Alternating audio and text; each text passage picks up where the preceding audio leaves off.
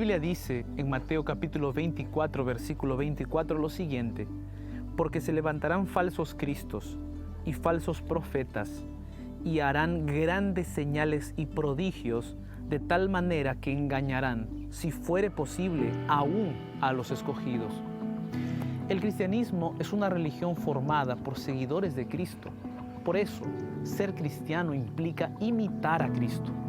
Pero existe el Cristo verdadero y los falsos cristos. Si hay falsos cristos, entonces se supone que hay falsos cristianos. Para ser verdaderos cristianos necesitamos conocer al verdadero Cristo. Debemos seguirlo para no confundirnos con las falsificaciones que existen. La pregunta que surge, por tanto, es: ¿cómo es el Jesús de la Biblia? ¿Cómo lo describe la palabra de Dios? Para esto, volvamos a lo que dijo de sí mismo en Nazaret, donde a causa de su autodescripción fue terriblemente rechazado. Hoy te invito a conocer mejor al Cristo verdadero. No salgas de aquí, está comenzando Fe para Hoy.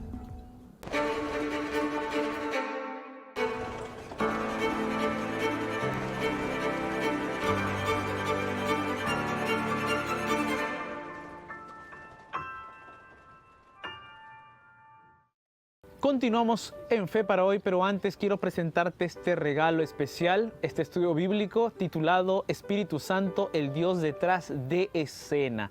¿Cuánto poder tiene el Espíritu de Dios en nuestra vida? ¿Será que el Espíritu de Dios puede transformar tu vida, tu corazón, tus pensamientos? ¿Será?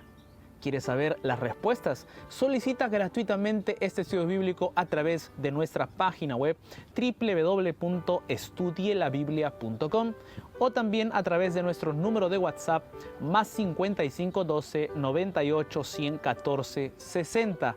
O más fácil, aquí en la parte inferior de tu pantalla aparece un código QR, apunta con tu celular y comienza a solicitar este estudio bíblico totalmente gratis. Recuerda que al solicitar este estudio bíblico te haces parte de una gran escuela bíblica, la más grande del mundo. Así es que en este momento solicita gratis tu estudio bíblico.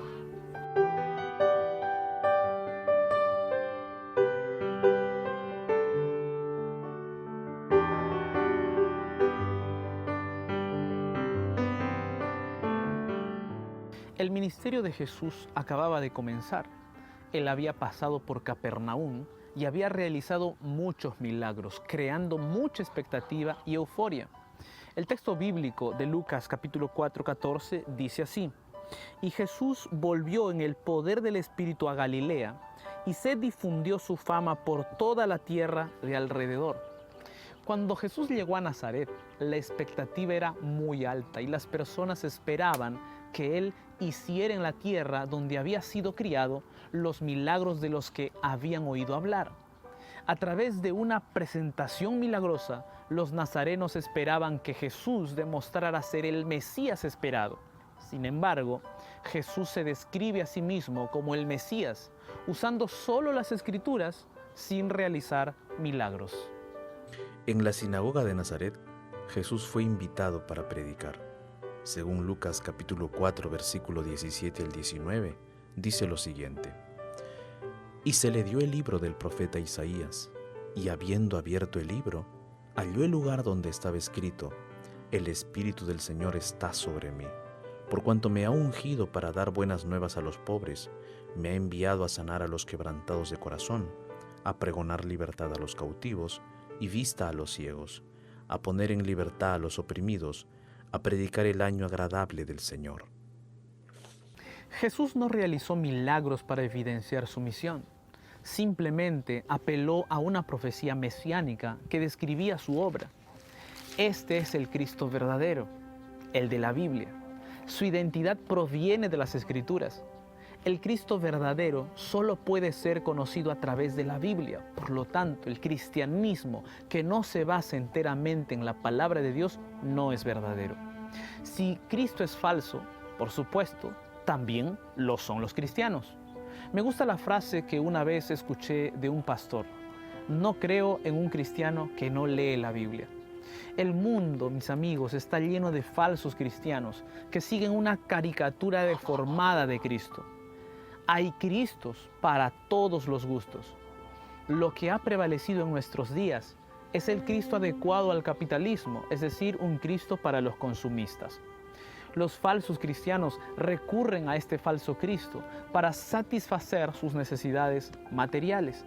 No están buscando la salvación y la transformación que trae el Evangelio para sus vidas. Quieren prosperar materialmente, quieren la cura para sus enfermedades y usan a este Cristo para todo lo que necesitan.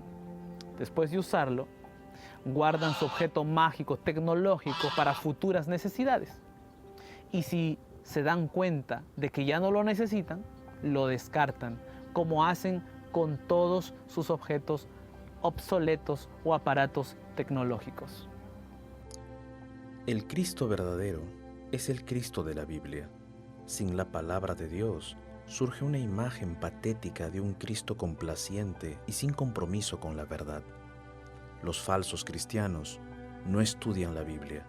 Están en la iglesia, pero dedican su tiempo a todo menos a la palabra de Dios. Pueden hablar de películas, de telenovelas y deportes en general, pero si se les pide que hablen del Evangelio, no se sienten preparados y derivan esta actividad a los pastores y líderes. En Isaías capítulo 61, Cristo dice de sí mismo: el Espíritu del Señor está sobre mí. Esta primera característica apunta a un tema muy relevante para el cristianismo de hoy, la acción del Espíritu Santo. La obra de falsos cristos presupone la obra de un falso Espíritu Santo. La adoración mística del Espíritu Santo que hemos visto en nuestros días enfatiza la competencia milagrosa y sensorial del Espíritu Santo. En estos cultos se evidencia la presencia y acción del supuesto Espíritu Santo a través de manifestaciones extáticas, llantos y señales milagrosas. Esta es una falsificación del Espíritu Santo. El mismo Espíritu Santo nos advierte a través del apóstol Pablo en 1 de Timoteo capítulo 4, versículo 1 y 2. Mira lo que dice. Pero el Espíritu dice claramente que en los postreros tiempos algunos apostatarán de la fe, escuchando a espíritus engañadores y a doctrinas de demonios, por la hipocresía de mentirosos que tienen cauterizada la conciencia.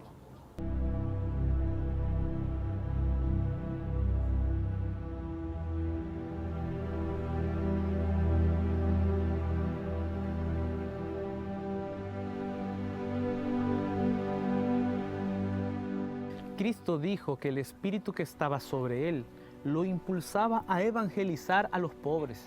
El verdadero Cristo, movido por el verdadero Espíritu, no esperaba enriquecerse a costa de la ingenuidad de las personas. Al contrario, Él vino a dar y no a recibir. La preocupación del verdadero Cristo es bendecir a las personas. Los falsos cristianos son egoístas. Solo piensan en ellos mismos. Siguen a un Cristo codicioso de dinero, es decir, un Cristo financiero y egoísta. El supuesto servicio que ofrece este Cristo como un bien capitalista necesita ser pagado y muy bien pagado. Esta es una religión que no se preocupa sinceramente por las personas. Tal tipo de teología es totalmente contraria al Evangelio bíblico, que se resume en Dios ofreciendo la salvación gratuitamente. Por eso, el mundo está lleno de falsos cristianos que siguen esta caricatura capitalista de un Cristo monetario. Este no es el verdadero Cristo. Los que siguen al Cristo de la Biblia son sensibles a las necesidades reales de las personas y no cierran sus ojos ante el sufrimiento de los demás. Renuncian a sus placeres para dar de comer al hambriento y vestir al desnudo. El verdadero cristiano refleja la imagen del amor activo que se ve en el Cristo bíblico. El resto de la descripción que Cristo hace de sí mismo en Isaías capítulo 61 va en la misma dirección, agregando que el evangelio que Él debe predicar es un evangelio de libertad que no elige a las personas por su clase social, género, cultura o moralidad. Es un evangelio universal que ama al pecador y desea transformarlo.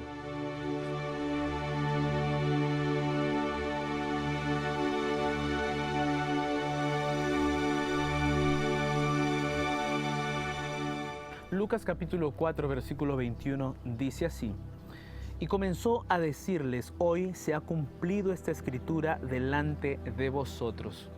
El verdadero Cristo se presenta a través de un texto bíblico. Su identidad fue prevista proféticamente en las Sagradas Escrituras y él, sin dudarlo, lo asumió. Los verdaderos cristianos leen la Biblia y ésta les presenta la misma misión que el verdadero Cristo tenía.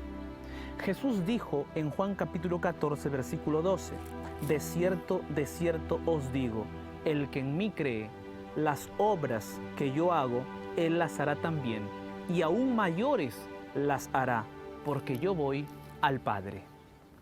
Por eso, los verdaderos cristianos no se eximen de su misión, se responsabilizan por sí mismos, no esperan a que otros hagan lo que les corresponde, no echan sobre la institución la responsabilidad que pesa sobre sus hombros, no dicen: me alegra que tengamos el departamento de ADRA para cuidar de los necesitados, yo no necesito ayudar.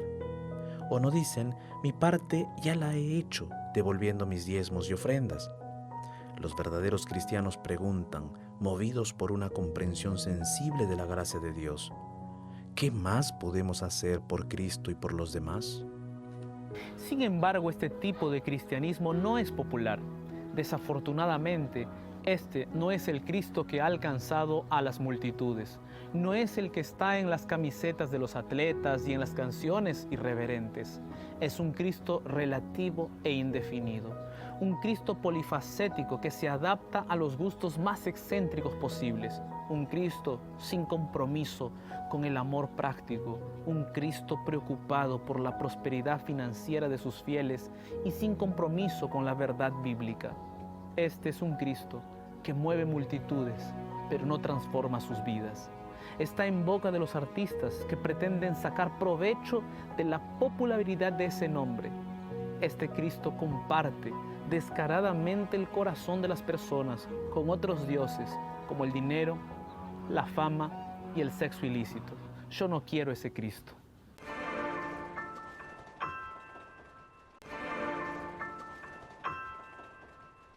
El Cristo verdadero, sin embargo, ha sido rechazado como lo fue en Nazaret, en la ciudad donde se crió. Después de describirse a sí mismo, Jesús escuchó: ¿no es este el hijo de José? En ese momento, los nazarenos solo estaban dispuestos a creer que Jesús era de hecho el Mesías a través de la realización de milagros. Cuando preguntaron sobre la paternidad humana de Jesús, en realidad, ellos estaban tratando de definirlo solo como un ser humano, negando su divinidad. Ellos solo creerían en él como Mesías si les diera señales probatorias, solo que desconocían que los milagros que Cristo realizó eran en respuesta a la fe de los beneficiados y no al contrario como ellos lo suponían. Los falsos cristianos siguen a un Cristo mediático, anunciado como un hacedor de milagros. Por este Cristo están dispuestos a dar grandes cantidades de dinero a cambio de beneficios temporales. Para ellos, el verdadero cristianismo no es atractivo. No sienten poder en esa religión. La verdadera religión para este grupo de personas debe satisfacer sus necesidades temporales. No saben que la religión pura y sin mácula delante de Dios el Padre es esta: visitar a los huérfanos y a las viudas en sus tribulaciones y guardarse sin mancha del mundo. Tristemente, para muchos, esto no es religión divina. Como los nazarenos, relacionan el verdadero cristianismo bíblico con algo estrictamente humano. Estos son falsos cristianos porque siguen a un falso Cristo. Para refutar la premisa de los nazarenos que tenían una visión distorsionada de la obra del Mesías, Cristo citó 2 ejemplos del Antiguo Testamento, aumentando la perplejidad de su audiencia y enojando a sus oyentes. Mencionó la fe de la viuda de Sarepta, que creyó en la palabra del profeta Elías, sirviendo su último plato de comida al hombre de Dios, siendo milagrosamente bendecida después de su acto de fe. Jesús También mencionó el ejemplo de Naamán el sirio, quien creyó la palabra del profeta Eliseo, quien le dijo que se bañara 7 veces en el río Jordán para ser sanado de la lepra. En ambos casos, primero ejercieron la fe y luego fueron bendecidos. Tanto en el primer caso como en el segundo, aparecen personas extranjeras ajenas al pueblo de Israel. Con esto, Jesús estaba enseñando que la bendición de la salvación no es exclusiva de un grupo, está disponible para todo aquel que cree en él. Estos 2 ejemplos fueron suficientes para aquellos nazarenos. Con estas citas, Cristo les dejó claro que su obra de salvación se basaba en la fe y no en la nacionalidad israelita como ellos imaginaban. Cristo estaba extendiendo las fronteras de la salvación a todos los pueblos y ellos, en su ilegítimo exclusivismo nacional, no podían aceptarlo. Rechazando a Jesús, decían: no queremos a ese Cristo.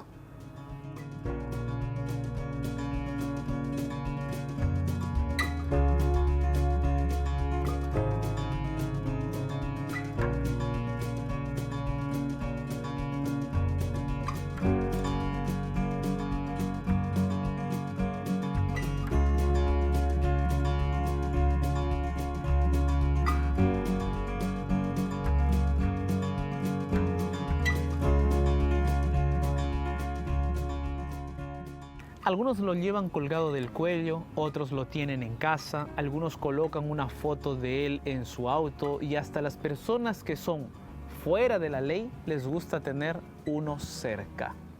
Estoy hablando de la cruz. Este es un símbolo común en nuestra sociedad occidental, tan común que muchos han olvidado su valor. La cruz está en el centro de la historia humana y también está en el centro de la vida de los cristianos.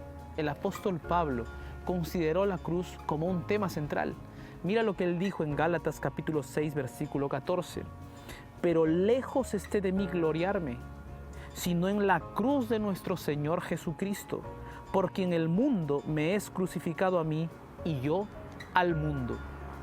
No solo en Gálatas, sino en todos sus escritos, el apóstol de los gentiles habla sobre este tema, la sangre de la cruz. Este es el tema de todas las cartas del apóstol Pablo. Como lo fue para los primeros cristianos, para el cristianismo o para el cristiano de hoy, la cruz es lo más importante que pudo haber sucedido. Al igual que Pablo, el apóstol Juan también tiene un gran aprecio por la cruz. En el capítulo 5 del Apocalipsis se presenta a Jesús como el único digno de abrir los 7 sellos del rollo celestial. La dignidad de Cristo y su autoridad se obtuvieron desde la cruz, al ser condenado a muerte y por lo que obtuvo con su sangre. Muchos utilizan la cruz como amuleto y piensan que llevar una miniatura de ella consigo les traerá protección. La cuestión no es el objeto, sino lo que ocurrió en él, o mejor dicho, quién murió en él. La muerte de Jesucristo en la cruz transformó el significado de este instrumento de tortura e hizo de este símbolo algo muy importante para nosotros. Por eso, quiero dar 5 razones por las que la cruz es importante para los cristianos modernos. La primera razón es que la cruz nos habla de victoria. Al principio, la cruz era un instrumento de tortura, la forma más cruel de matar a alguien. Era tan terrible que estaba prohibido mencionar la palabra cruz entre los romanos y los ciudadanos de Roma no podían ser ejecutados en ella. La cruz era una forma de marcar a los derrotados. La cruz pasó de ser un símbolo de vergüenza y derrota a ser un símbolo de victoria cuando Jesús murió crucificado. Ese hecho, que aparentemente marcó el final, fue en realidad la victoria de Cristo sobre el mal y, en consecuencia, nuestra propia victoria. Jesús venció en la cruz y ofrece esta victoria a todos los que la deseen.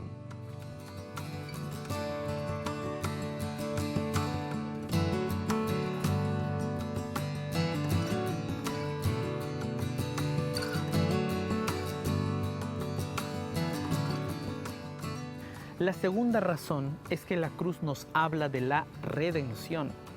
En el Antiguo Testamento, la muerte del Cordero era el símbolo de la redención que vendría. El planeta Tierra había adquirido una deuda con Dios a causa del pecado. Cuando Adán y Eva decidieron desobedecer el mandato de Dios en el Edén, toda la humanidad pasó a necesitar la redención. Algunos miles de años después de aquel fatídico episodio de la entrada del pecado y de los miles de corderos sacrificados como símbolo del perdón que llegaría con el Mesías, llegó Jesús, el Cordero de Dios que quita el pecado del mundo, y fue clavado en la cruz para vindicar el nombre de Dios y pagar la deuda humana adquirida a causa del pecado. La redención que tuvo lugar en la cruz se extiende ahora a ti y a mí por Jesús, que resucitó de entre los muertos y ascendió al santuario celestial. Hoy Jesús está en el lugar santísimo del santuario celestial, intercediendo por nosotros y extendiendo la redención a todos los que la aceptan. La tercera razón es que la cruz nos habla del sufrimiento. La muerte en la cruz fue la más terrible de todas. En la clasificación romana de las 5 peores formas de morir, la crucifixión ocupaba el primer lugar. A la flagelación antes de ser clavado en la cruz, se sumaba el dolor de los clavos que atravesaban las manos y los pies de los condenados y la vergüenza de la desnudez ante todos. Jesús sufrió todo esto por nosotros. El hecho de que Jesús sufriera tanto lo acerca aún más a nosotros. Él conoce nuestros sufrimientos y nos ofrece ánimo cada día. No hay ningún sufrimiento que Jesús no entienda y no esté dispuesto a ayudar. El sufrimiento de Jesús es también un ejemplo de cómo debemos sufrir por nuestro prójimo. Los que entienden el verdadero significado de la muerte de Cristo estarán dispuestos a sacrificarse por los demás. La cuarta razón es que la cruz nos habla de debilidad. Jesús es representado como el Cordero sacrificado. El Cordero es un animal débil e indefenso. Ningún ser de la naturaleza se siente amenazado por un Cordero.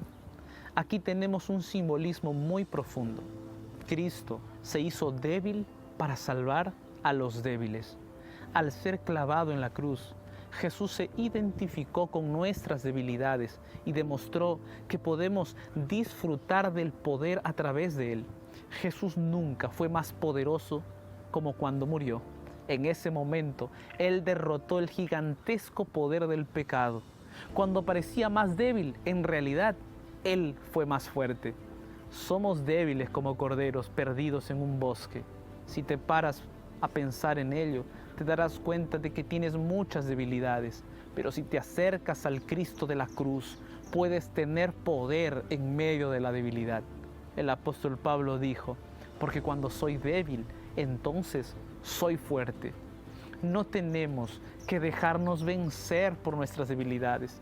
Tenemos el poder de Jesús a nuestra disposición siempre que lo queramos. La quinta razón es que la cruz nos habla del amor. Antes de ser crucificado, Jesús dijo, nadie tiene mayor amor que este, que uno ponga su vida por sus amigos. En el madero, Dios el Padre, Jesús el Hijo y el Espíritu Santo demostraron el verdadero amor. Ese día se produjo la mayor prueba de amor que el universo haya visto jamás. El verdadero Cristo fue colgado en la cruz del Calvario, pero la muerte no pudo detenerlo. Los verdaderos cristianos no tienen ante sí una realidad diferente. Sin embargo, así como el Cristo verdadero es eterno y reina por los siglos de los siglos, los verdaderos cristianos reinarán con su Señor para siempre. ¡Qué gran promesa!, ¿no es cierto?